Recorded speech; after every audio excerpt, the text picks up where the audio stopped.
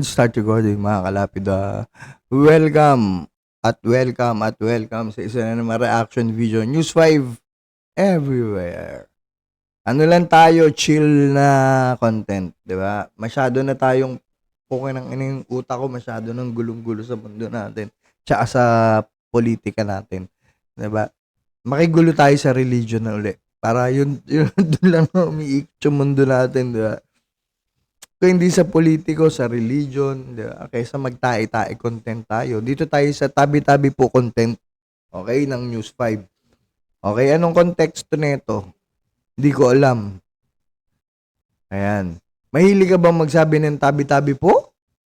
May paalala tungkol dyan ng exorcism mula sa Diocese of Bacolod.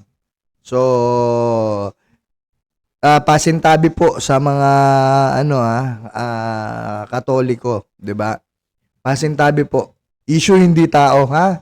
Issue lang po. So, pakinggan natin yung sasabihin ni Father, tsaka ni Mother, tsaka ni Sister, Brother, why do you brush your teeth? Okay, play muna natin to. Turo din ng simbahan sa atin yung tabi-tabi. Ayan, 'di ba? Yung tabi-tabi po, turo daw ng simbahan 'yun. Ang alam ko nagturo sa akin, yung mga lolo't lolo, pag-iihi ka dun sa mga may mga punso.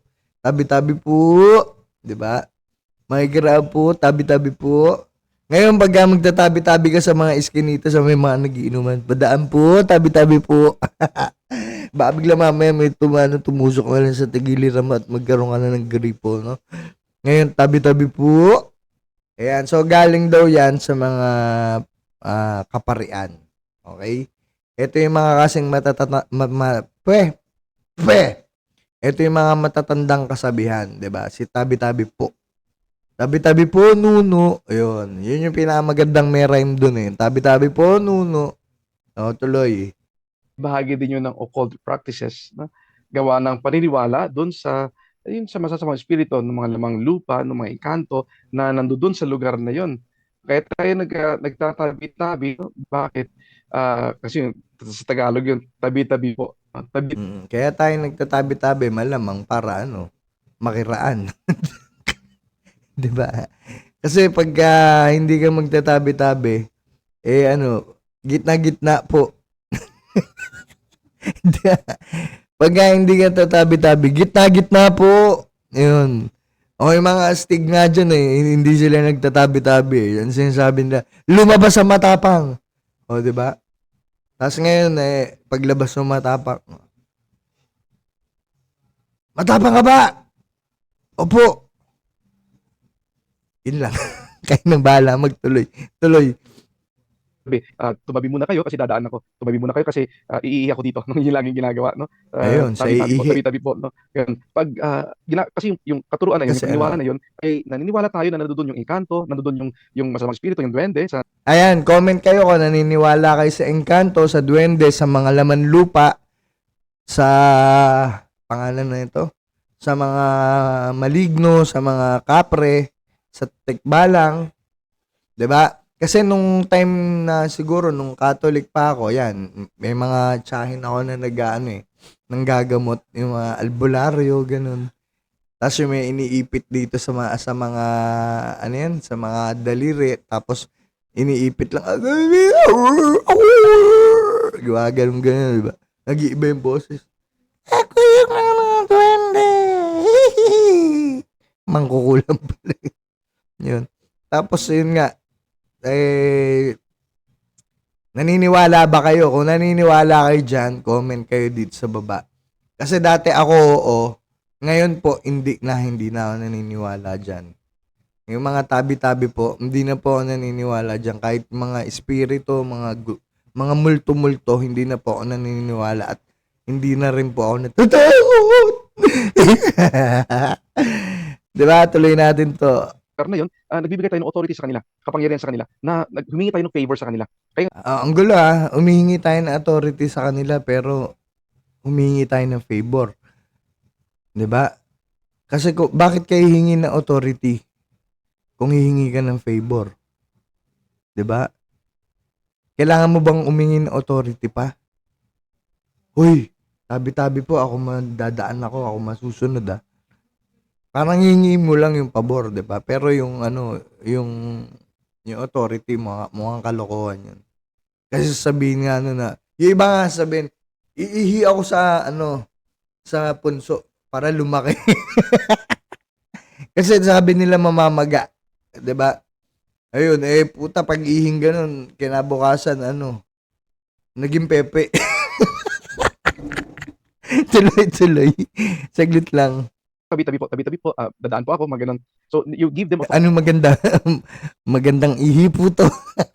White. authority. When you give them authority, ibig sabihin, may humingi ka ng pabor, and they will give you favor.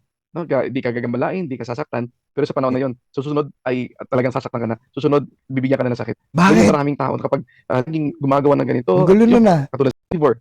No? Di ka gagambalain, di ka sasaktan, pero sa panahon na yon, susunod ay talagang sasaktan ka na. Susuktan ka na kaagad. Umingi ka na nga ng authority. Dapat ikaw na yung autoridad dun. Sabihin nyo, pagdadaan ako ha, wala kang makikialam. Nagtabi-tabi na ako sa inyo. Di ba? Humingi ka lang ng favor. Pero one time lang pala yun. Dahil yung susunod pala, ano, may, ano na, may kapalit, may pananakit. Di ba? Mapanakit pala kayo, mga engkanto kayo. Susunod, bibigyan ka na ng sakit. Ganyan yung maraming tao kapag naging Ayan, bibigyan na daw kayo ng sakit. Iba sakit sa bulsa. Yun yung mas nakakatakot yung sakit sa bulsa po.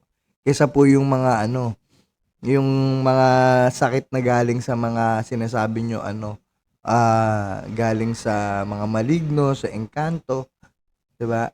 Ang nakakatakot po na sakit, yung totoong sakit, yung sakit na cancer, yung sakit na kidney failure, heart attack, heart problem, hypertension. Yan ang mga sakit na totoong nakakatakot. 'Di ba? Hindi lang siya nakakatakot dahil magasto siya. Nakakatakot siya kasi talagang yung buhay mo malalagay sa panganib. 'Di ba? Kaysa dito sa mga ganito engkanto ewan ko, basta mag-comment lang kayo kung sino yung naniniwala. Ako, yun lang opinion ko, 'di ba?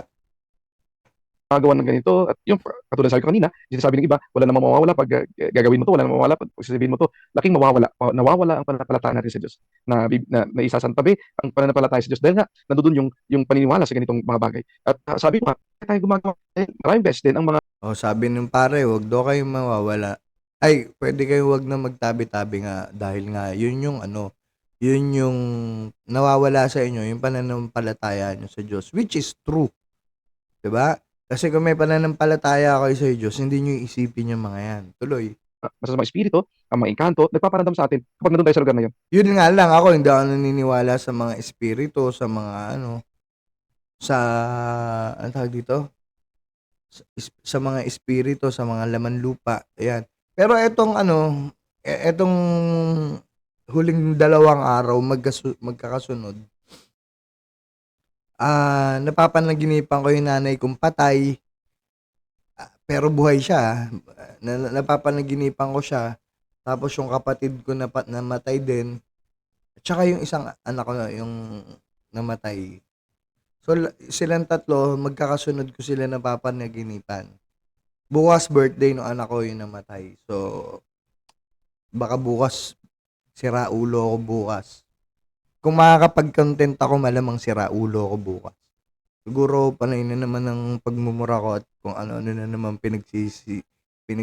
sinisisi ko, 'di ba? Kasi once na talagang pumasok sa isip ko na yung ganyan, ano yun, basta yun na yun. Okay, tuloy natin.